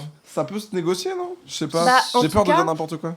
Ça, il peut y avoir cette symbolique-là, c'est que les banquets, les festins à travers l'histoire, c'était pour montrer, voilà, qu'on était quelqu'un de puissant, qu'on pouvait avoir des mets qui venaient de partout dans le monde, des épices qui C'est venaient la richesse, de la route de la soie, etc. Après, ça a changé au fur et à mesure des époques. C'est que là, maintenant, aujourd'hui, même quelqu'un qui n'a pas beaucoup de revenus peut quand même se faire plaisir en allant au McDo et en prenant plein de trucs. Je rebondis juste sur ce que tu as dit tout à l'heure. Même encore aujourd'hui, tu as une hiérarchisation dans les classes et de la gourmandise parce Ouais. que, avec Antoine, on l'a très bien vu l'autre fois dans son quartier, si on veut manger du caviar, c'est pas encore pour tout de suite. C'est pas encore pour tout de suite et puis Et si on veut manger aussi des coupe, hamburgers en fait. de lobster aussi. C'est Oui, ce que bien j'allais sûr. dire, ouais. De homard. Il y a dans mon quartier, donc moi j'habite au dernier étage dans un appartement d'un studio plutôt du 16e. Riche. Pas pour ça au 6e étage. Et il y a en effet à côté de chez moi un petit restaurant qui fait des lobster rolls, des petits sandwichs au homard, et le sandwich coûte au moins 20 €. Il fait 28 même pas euros. 30 cm. Le homard, c'est fascinant de se dire que c'était le plat du pauvre à l'époque. Oui, mais après, quand je suis allé à New York, à un moment, j'en ai mangé pour pas très cher du tout. Oui, les Américains, ils aiment bien bouffer plein de homards comme ça avec un bib là. Ouais, en tout cas pour ceux qui sont proches des villes côtières, c'est pas très cher, c'est vrai. Après, je rebondis aussi sur ce que tu dis par rapport à la nourriture comme marqueur social dans la culture chinoise. C'est très important puisqu'il y a même, bon c'est plus pour les anciennes générations qui ont connu des temps plus difficiles pour la Chine, il y a aussi un marqueur d'attirance qui a eu aussi en Occident pendant un moment, c'est tu es gras. Ouais. C'est que tu manges bien, donc c'est que t'es un bon parti, donc c'est que t'es attirant. Exactement. Et il y a un Pour les hommes, pour les femmes, ça a Pour les toujours femmes été- aussi. Pour les femmes aussi. ça se À la négocie, Renaissance. parce qu'elle Alors- va plus survivre à l'hiver, ça voulait Alors dire. justement, Exactement. le livre que j'ai Les lu, hanches larges, tout ça. c'est plus compliqué que ça. Tu verras en Ouais. fait en fait le paradoxe qui a toujours été avec le régime des femmes, c'est qu'elles devaient avoir des formes très généreuses, mais Tout en étant, mais voilà, en fait le gras devait être là où il fallait, c'est-à-dire dans les Ah fesses bah bien sûr. et dans Ouais. les seins. Ce qui n'était pas forcément possible, donc les femmes devaient beaucoup manger, mais si elles mangeaient trop, elles étaient traitées de cochonnes et de gourmandes, ce qui n'était pas du tout la même chose que de dire gourmet. Il y avait une trend à l'époque où elle se mettait à l'envers ou quoi pour essayer de déplacer la graisse dans des endroits plus propices au corps. Ah bon ? Ouais, plein d'images de femmes retournées comme ça. Pour te poursuivre là-dessus et pour finir ce rebondissement sur Sarah, c'est que ce marqueur d'attirance à travers la nourriture, à travers les rondeurs de son corps, c'est aussi très présent chez les hommes chinois qui, après avoir mangé, et vous pouvez encore en croiser dans la rue en Chine, certains se font un crop top au-dessus du nombril et montrent leur ventre en fait ouvertement. Ah, j'ai Daddy. déjà vu ça. Ouais. Ça, je veux bien le croire pour les mecs, ouais. Et, Pour le- et du bad coup, bod. ça en fait non seulement un marqueur de virilité, mais aussi un marqueur social et économique pour montrer que t'es un bon parti. Mais voilà, du coup, encore une fois, on revient sur cette symbolique de richesse, d'opulence, de bien-portance, etc. Et pareil, au Moyen-Âge, on a un peu cette image de les riches se gavaient pendant que les pauvres bouffaient du chou bouilli. Ce qui n'est pas forcément vrai. Il y avait quand même des notions de retenue. Il y avait beaucoup de jours de jeûne et de carême au Moyen-Âge. C'était très important. Des jours où il fallait pas manger de viande, donc on mangeait plutôt du poisson. Enfin, ça, c'était très très répandu et ça a été pendant longtemps. Comme période marquante par rapport à ça, je pensais aussi à la Révolution où le peuple français s'est révolté parce qu'il n'y avait plus de farine. Et parce qu'on leur a dit qu'il fallait qu'ils Qui mangent mange de la brioche, voilà. Et du coup, on l'a exactement. bien buté cette connasse. Et voilà, et pendant ce temps-là, Marie-Antoinette se faisait des petits macarons. Mais... François Fillon, c'est un peu la Marie-Antoinette de notre époque. Est-ce qu'on va finir pareil? Mais en tout cas, on voit que ces problématiques-là, c'est encore d'actualité parce que le fameux repas banquet d'État qui a été donné en l'honneur du roi Charles III et de sa femme quand ils sont venus rendre visite à Versailles à Macron et à Brigitte. Alors, soi-disant, il avait coûté 6 millions d'euros, c'est pas vrai a priori, mais en tout cas, voilà, on sait qu'il y a quelques chiffres quand même qui sont sortis, comme voilà des très bonnes bouteilles à 2000 balles, etc. Alors même si on est tous d'accord pour dire que oui, évidemment, ce serait un peu débile de recevoir le roi d'Angleterre avec un saucisse purée. Ce serait à mourir de rire. Ce serait à mourir de rire. Ce serait banger. Hein. Ouais. Mais même si on est tous d'accord pour dire que bon... Vieille Knucky, là. Qui passe au micro-ondes, qui est éventré. C'est l'événement politique mondial. Ouais. La purée était tiède. Il y a du champomis Non mais sur c'est la du table. micro-ondes, c'est chaud à l'intérieur. Mais voilà, en tout cas, c'est des problématiques qui sont encore d'actualité parce que les gens ont trouvé ça vraiment aberrant. Enfin, même si on sait que voilà, ça reste quelque chose de politiquement important. Surtout quand Macron dit des trucs du genre c'est la fin de l'opulence, c'est la fin de, je sais plus. Ouais, c'est ça, il avait dit. La fin de l'opulence, voilà. Surtout que, en plus, j'y réfléchis, tu vois, ça pourrait être en plus un acte politique. C'est genre, bon, bah, on reçoit un chef d'État, mais par solidarité avec les Français, on va rester à des prix corrects, qui sont très bien, qui sont, voilà, c'est... la différence entre une bouteille à 200 balles et à 2000 balles, moi, je suis pas sûre qu'il y en ait gros. Cruchard, il est un peu vieux. Et, enfin, Là, tu viens de perdre tous les sommeliers qui écoutent le podcast. Hein. Là, c'est- Mais Non, mais- non, je suis pas sûr. et voilà, c'est des sujets qui font encore beaucoup parler. Et il y a Ribéry qui avait eu un petit buzz autour d'une côtelette avec des feuilles d'or dessus qu'il avait bouffé à Dubaï, où les gens étaient en mode, mais franchement, genre. Alors qu'en vrai, En plus, ça sert à rien, ça Ouais. n'ajoute pas de Bah, goût. son transit, il a dû prendre cher. Hein. Je ne Ouais. citerai personne, mais je connais des gens qui ont déjà mangé une madeleine avec de la feuille d'or dessus. Ouais. Et la personne en question m'a dit que c'était dégueu. Bah, en plus, quoi. Et enfin, plus que ça avait pas de goût. Moi, je Bah connais oui, quelqu'un c'est de qui a l'or. mangé un Au dé. pire, il y aura un goût métallique, mais Ouais, genre, ça ouais. va. Bah, la personne m'avait dit que c'était une madeleine avec une... C'était une danette. C'était une danette Ouais. au chocolat avec une madeleine avec des feuilles d'or dessus. Donc Ok. c'était très cher, mais c'était une madeleine avec de la danette. Oh ouais, bah, super. Ouais. Et enfin voilà, encore une fois, c'est purement ostentatoire, quoi. C'est regarder, je bouffe un steak avec une feuille oui. d'or, je peux me le payer. C'est du m'as-tu vu. Ouais, voilà. Voilà, il y a même de la gentrification dans la bouffe, parce qu'avant, le burger, c'était un truc de pauvre, de fast-food. Maintenant, à Paris, on sait qu'il y a des burgers classe, et les mecs, ils ont des gants noirs, et tout de suite, ça devient de la bouffe de riche, Ah entre oui, guillemets. les burgers se gentrifient de ouf. Hein. Mm. Ouais. Voilà, donc la nourriture, elle peut avoir cette symbolique-là aussi, de marqueur social. Et si c'est pas cher, c'est un manque de respect. C'est Bah, de la nourriture acquise. Ça dépend. Ouais. Parce qu'il y a Mm. un moment où c'est tellement peu cher que ça gagne du respect. Il y a un, Ouais. il y a un super restaurant qui s'appelle Manger et Cassez-vous. Voilà, ouais, je pensais à ça. Je Attends, pensais à ça. c'est vraiment l'adresse là. Ouais. C'est j'ai vraiment l'impression. ouais, c'est Manger et Cassez-vous. Et ça le devient burger. hipster un peu, tu vois. Ouais, le Parce que burger c'est pas coûte cher. 3 €, Ouais. je crois. Et Ouais. ouais, et c'est vraiment. Apparemment, c'est pas dégueulasse du tout. Mm. Je crois. Ok. Voilà, donc pour conclure, même si on peut avoir des plats gastronomiques soi-disant traditionnels français, genre la poule au pot ou des trucs comme ça, un peu revisités en mode luxe, il reste quand même des ingrédients phares de la cuisine gastronomique, genre tous les clichés du caviar, homard, le champagne, etc. quoi. Donc ça reste encore des marqueurs de classe sociale aujourd'hui. Et ça se ressent, c'est là où tu en venais dans le festin chinois. T'as Ouais. tout ce côté où la cuisine qui est montrée à l'écran, c'est pas de la cuisine que le commun des mortels peut manger. Ouais, voilà, enfin c'est très difficile de pouvoir manger une cervelle c'est de le- singe c'est ça. fraîche C'est le ou un festin énorme impéri- poisson, Voilà. tout juste pêché. Poisson Napoléon. Ouais, voilà, le poisson de Napoléon. C'est le festin chinois, c'est le festin impérial. Voilà, c'est impérial, exactement.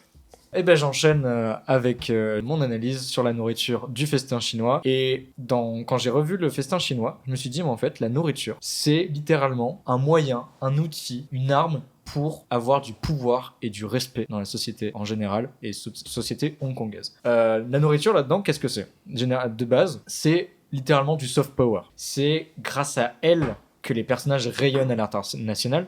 Notre personnage principal au début, il passe un concours pour aller au Canada par la cuisine. Le personnage alcoolique du mentor, au départ, il est respecté, c'est un grand chef étoilé, il gère la cuisine, et dès qu'il perd le contrôle, qu'il perd le concours, poum, il devient alcoolique, plus respecté, on lui crache dessus, c'est un déchet. Et de base, la nourriture, c'est une domination de pouvoir. C'est comment tu prends du tofu et tu le tailles et tu fais un Michel-Ange avec. C'est comment tu prends un ours qui est un prédateur et tu le fourres d'azote et tu le manges à la petite cuillère. Ouais. C'est du pouvoir ascendant, dominé, etc. sur ton assiette. Et je rebondis avec une petite parenthèse où, par exemple, au Moyen-Âge, les viandes qui étaient les plus prisées chez les seigneurs, etc., c'était surtout du gibier qu'ils avaient eux-mêmes tué sur leur terrain de chasse. Donc, pareil, c'était la domination de l'homme sur la nature. Sa meilleure saveur quand on l'a tué soi-même. Voilà. C'est ça. Donc voilà, c'est toute une domination de pouvoir que les gens exercent grâce à la cuisine et que tout le long du film, chaque personnage va s'affronter à la cuisine. C'est vraiment un duel en fait qui va se passer pour dominer cet art, cette cuisine-là et la maîtriser pour en tirer profit. Par exemple, la nourriture, elle est passée au rang d'art. On parle il y a la sculpture qui est mentionnée. C'est quelque chose qui est au-delà du commun des mortels. Donc, être un cuisinier, déjà, c'est être un surhomme. Tu fais pas n'importe quoi avec ça. Par exemple, le personnage principal, la scène du poisson Napoléon, c'est littéralement lui qui essaye de gagner le respect. C'est un 1v1 ou entre respect et lui. Résultat, le respect, il passe par la fenêtre et on le respecte pas pour tout de suite.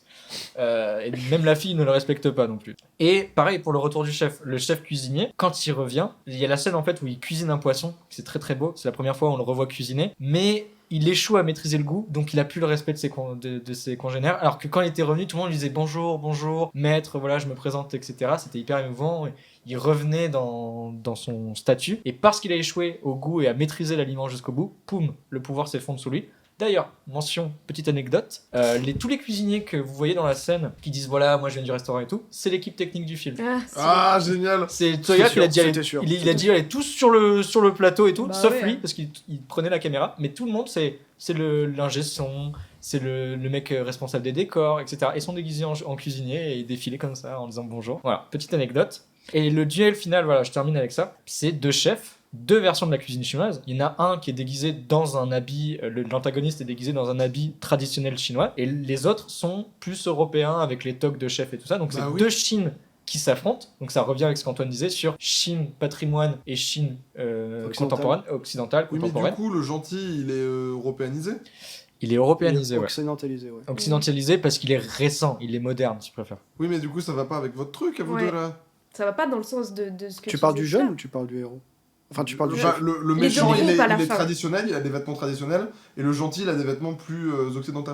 Ouais. Alors, mais attends, mais j'y viens. En fait, You got Mediapart. Je vois pas en quoi ça. En fait, mais je vais y venir, t'inquiète. En fait, il dit que ça contredit le fait que le message du film, donc qui est porté par le personnage principal, c'est embrassons notre passé Revenons à nos Et racines. et revenons à nos racines, alors qu'il Mhm. porte des vêtements qui disent je suis récent. Pour moi, je vois juste ça, encore une fois, dans le consensus. Oui, voilà. C'est que on fait la on cuisine reste dans la traditionnelle, tradition, ouais. voilà, la cuisine traditionnelle, exactement, Sarah. Mais on reste dans le présent. Il y a quand même, pour moi, on reste encore dans le conflit générationnel, en fait. Ah oui, complètement. Il y a la nouveauté. Il y a ceux qui sont dans un rapport au futur, qui trouvent un consensus avec ce fait qu'il y ait plusieurs cultures, notamment la culture occidentale, dans la Chine. Et il y a l'ancienne Chine qui va absolument rester dans sa tradition. Mais dans les 2 cas, au final, on désoccidentalise et on se recentre sur la culture. On désoccidentalise avec une tenue occidentale. Non, Non, alors, occidentale, non, mais- est-ce que c'est une tenue occidentale? Est-ce Bah, que c'est c'est pas une- juste une tenue moderne? c'est une tenue moderne pour moi. Oui, c'est mais plus c'est ça. mis en contraste avec l'autre qui a une tenue traditionnelle. Mais Ça, je suis d'accord, mais ouais. j'y viens en fait. Tu vois, donc le duel final, il oppose ça, 2 visions de la Chine différentes, qui en fait, c'est Hong Kong contre la Chine normale. C'est, Ah. tu vois, Contre la Chine Ah. traditionnelle. Chine traditionnelle. La Chine normale, c'est Camille. la Chine maoïste, quoi, qui Pas est- non, Mm, non, mm. non, c'était bien avant Mao, c'est les Tanzabila. Même normal, c'était Oui, mieux. pardon, non, donc voilà, donc c'est ce que je disais, le duel final, il représente ça, c'est littéralement Chine traditionnelle, Hong Kong. Et c'est l'affrontement des 2 cuisines, des 2 cultures, pour dominer la ville en métaphore et dans le scénario. Dans le scénario, c'est quand même pour avoir le restaurant le plus prestigieux de la ville de Hong Kong. Et c'est vrai qu'il y a ce côté dominer la cuisine, c'est dominer la culture. Ouais. Aussi. Ouais. Ah, c'est ça, et surtout quand tu sais qu'il y a de l'international en enjeu, c'est-à-dire que tu as un jury qui est un japonais. Donc Ah, c'est vraiment, vrai. tu brilles à l'international. Ces 2 chefs chinois vont s'affronter pour avoir le domaine et avoir le contrôle, voilà, de Hong Kong. Donc c'est vraiment qui aura le pouvoir à la fin grâce à la cuisine. Mais tout ce que je viens de vous dire, en fait, on s'en fout. Parce qu'à la fin, Soyark, dans le dernier plan, il nous montre, avec toute l'équipe technique qui arrive sur le plateau et qui fait la fête avec tout le monde, Ça, c'est vrai qu'elle est bien cette scène. il nous montre en fait, Soyark, que la nourriture, c'est pas du pouvoir, mais c'est avant tout du partage. Et joyeux Noël, putain. C'est beau, c'est beau. En fait, tout ça n'était qu'un rêve, c'est pour ça qu'il y a Antoine, il l'équipe est pas technique d'accord. C'est derrière. pas le partage pour En lui, la fait, nourriture. je commence à me rendre compte que Tsoyark a pas maîtrisé son sujet. Je commence, Oh mon dieu, mais c'est pas ton film préféré? je commence à me rendre compte que Tsoyark, en fait, je suis Peut-être que certain. Soyark, il avait un producteur qui Bah, lui a dit ouais, fais ça. hein. En fait, Il je a suis ça, hein. certain de ce truc que, parce que c'est trop proche de la restitution d'Hong Kong à la Chine, je pense vraiment que Tsoyark a voulu traiter ce conflit au travers de la culture chinoise, au travers de la cuisine. Il y a beaucoup de choses qui, comme tu l'as très bien dit en fait, Timothée, sont en mode le camp du consensus, il a quand même des trucs vachement occidentaux, et puis c'est bizarre. Donc ouais, je suis en train de me rendre compte que c'est un film assez imparfait. Et au final, est-ce que c'est pas les meilleurs films, les films imparfaits? Ouais. Comme Moi- les gens, moi, en fait. Moi, j'ai toujours cette idée que C'est vrai, c'est vrai. ça fait réfléchir. Mais moi, j'ai toujours cette idée quand même que c'est un de film force. qui se veut haut de progressisme, mais fait en 95 pour un projet de commande et qui du coup reste très conservateur et qui est un peu du coup il y a deux messages qui se marchent un Ça peu. se les uns sur ressent les dans autres. les interviews. Il dit oui, c'était mon idée, je l'avais depuis le début, mais j'ai l'impression qu'il se ment un peu à lui-même pour dire j'ai pas fait juste un film de commande de Noël et il le dit lui-même. Il l'a pas écrit tout seul, il l'a écrit avec un producteur et je pense que le producteur était un peu en mode attention, tu mets ci, tu mets ça, alors que lui, Sawyer, il y a peut-être de ça. On rentre un peu dans le complotisme, mais c'est toujours marrant. Ouais, super. Mais il se peut que, en effet, le producteur soit en mode bon, dans 3 ans, il y a le gouvernement chinois qui va contrôler le marché. Si t'es producteur, est-ce que t'as envie de faire un film anti-PCF Tu vois, 2 ans avant, ouais. 2 ans avant que le PCF reprenne le pouvoir. Ouais. Tu vois, il se peut qu'il y ait le producteur qui était à ses côtés en mode bon, j'aimerais bien que ce film passe à chaque Noël, au-delà de 2 ans. C'est ça, c'est le nouvel an chinois, c'est hyper important là-bas et tout. Ouais, c'est possible. Ce serait intéressant de se renseigner là-dessus, effectivement. Ça aurait été intéressant de se renseigner sur le film sur lequel on fait le podcast. C'est intéressant le complotisme. Chouette idée. Les analyses sont à présent terminées, on va passer aux recommandations culinaires. Et comme on a parlé d'un film qui était festif, Le Festin chinois, j'ai envie que chacune, vous me donniez un repas, un plat, que quand vous l'écoutez, bien sûr, un plat... Non, il a dit quand vous les goûtez. Quand vous les goûtez. Quand vous l'écoutez. Ta gueule. Il a dit quand vous les goûtez. La nourriture, ça chante dans mes oreilles. Ah, le son de la raclette. Le douchon du Mont d'Or. Ah, ça chante, ça a le goût du sud. Oh putain, ça chante jusqu'à mes cheveux. On y est presque. Putain, le best-of, il va être incroyable. Ça va être très long à monter, surtout. J'ai envie que chacune, vous me donniez un plat que quand il arrive sur la table, pour vous, c'est vraiment festif. C'est quelque chose, c'est pas un plat comme d'habitude, c'est pour les très grandes occasions. Moi, par exemple, un plat où je me dis, je le mange à des très rares occasions et c'est un plat qui est onéreux, qui est luxueux, c'est les crevettes, ou plutôt les grosses crevettes, les gambas. Quand je sais que ma mère nous prépare des gambas, c'est quelque chose de festif et je m'en fous plein les doigts. Mais qu'est-ce que c'est bon et qu'est-ce que je savoure et ça fait longtemps que j'en ai pas mangé. Je sais pas si là à Noël je vais en avoir ou pas. Mais punaise, le mec demande à sa mère à travers le podcast de lui faire des gambas à Noël. Vous voulez savoir le paradoxe des crevettes ? C'est quoi ? C'est une triste vérité. Mais comme on le sait tous, les crevettes sont grises normalement. Oui. Elles rosissent parce qu'elles sont mortes. Oui. Or, dans tous les dessins animés, BD, dessins du monde, les crevettes sont dessinées roses. Donc à chaque fois que vous voyez une crevette rose, c'est un cadavre de crevette dans un dessin animé. Et ça, c'est terrible. Déjà que Gang de requins c'était pas fou, bah là tu vois. Alors pourquoi les flamants roses ils sont roses et ils mangent des crevettes roses? Ouais. Bah, parce Mais ils qu'elles sont de moins en mortes. moins roses d'ailleurs. De plus en plus gris. Non mais c'est vrai. En plus. Moi, mon plat préféré. Sans transition. Alors moi, j'en ai 2 en soi. En fait, le truc, c'est que il y a le plat dans lequel, quand je le vois sur la table, je suis en mode ok, serious business les gars, c'est les huîtres, parce que quand papy, il se ramène avec son gros sac et son couteau, tu sais qu'on va bien manger, quoi. Après, s'il y a un plat beaucoup plus simple, qui pour moi encapsule vraiment Noël, pour le coup, c'est les marrons chauds. L'odeur des marrons Très surcoté d'ailleurs. sur les marrons. C'est long, je ça viens- fait mal aux mains, c'est dur à ouvrir. Je viens de dire à Camille que je peux lui foutre le micro dans la bouche. Non, je peux le foutre autre part. En fait. Et donc voilà, les marrons, pour moi, l'odeur, le son du crépitement, le goût, tout me fait penser à un bon feu de cheminée de Noël. Ouais. C'est beau. Putain. On va manger du charbon alors. On se bat. Bah On se bat, Timothée, tout toi, simplement. vas-y là. Bah alors, moi Vas-y, ça veut vas-y, dire c'est quoi que t'aimes, vas-y. dans la conf Messenger, t'avais pas dit de Noël, t'avais dit festif. Du Oui, coup, moi j'ai ouais. un truc qui va pas du tout. Mais c'est pas grave. J'ai développé une passion d'un plat que je fais moi-même et qui me rend heureux dès que j'invite des gens, dès que j'ai une occasion pour le faire un peu festive, je le fais.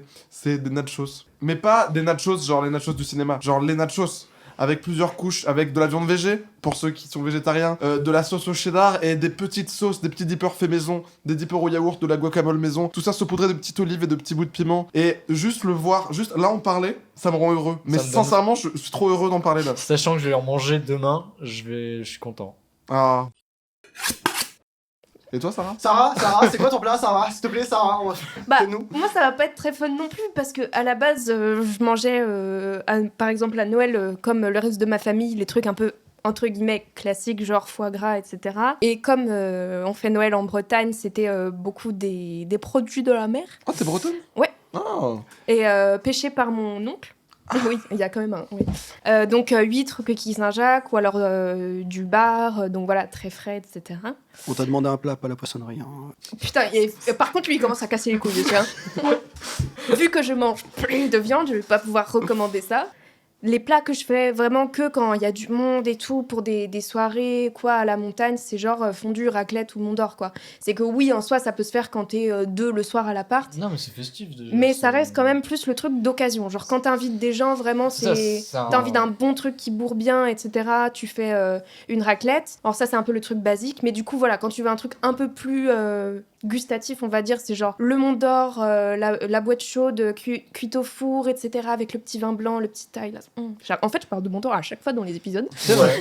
2 épisodes de Ouais, Mont de d'Or. Mont d'Or. Et est-ce que je peux finir le truc avec, pour moi, le plat le moins festif du monde? Vas-y. Vas-y, let's go. La polenta. La polenta, c'est un Le plat boulgour. dépressif. La polenta, si c'est ton plat préféré, va chercher de l'aide. La polenta, c'est ce que t'auras en ration de survie quand ce j'avoue. sera la fin du monde. Et la fin du monde arrive. Alors garde Ouais. la polenta pour plus tard, mais t'oblige pas à manger ça maintenant, tu vois. On en a terminé avec les recommandations culinaires et avec cet épisode de Cinéphage. C'était un très gros morceau, beaucoup plus fun, mais forcément on était 4. Et je vous encourage aussi à mettre une note sur la plateforme sur laquelle vous écoutez ce podcast, parce que c'est comme ça que la plateforme va pouvoir le recommander encore plus. C'est comme ça qu'il va avoir du poids et qu'on va pouvoir être dans les top charts, etc. On n'y est pas encore, mais ça aide. Aussi le bouche à oreille, encore une fois, ça aide beaucoup. C'est grâce à ça que le cercle s'élargit. Comme on disait, hein, maman gourmette, copain gourmet, allez-y, c'est pour eux, c'est pour vous. Merci en tout cas à ceux qui sont là, à ceux qui viendront. Le prochain épisode sera sur de l'actualité avec Wonka qui sort la semaine qui suivra la sortie de cet épisode. D'ici là, je vous souhaite une très bonne année, un très joyeux Noël et surtout un très bon appétit. Merci, bon appétit. Merci. T'as toujours la politesse à sortir des fesses. Hein. On parle que au moment où tu veux pas qu'on parle. Ouais, c'est ça, vraiment. Je suis écœurante, je suis sûre de manger ça devant vous, mais vraiment, je suis avec vous de tout cœur et avec vous, régalez-vous avec moi en même temps.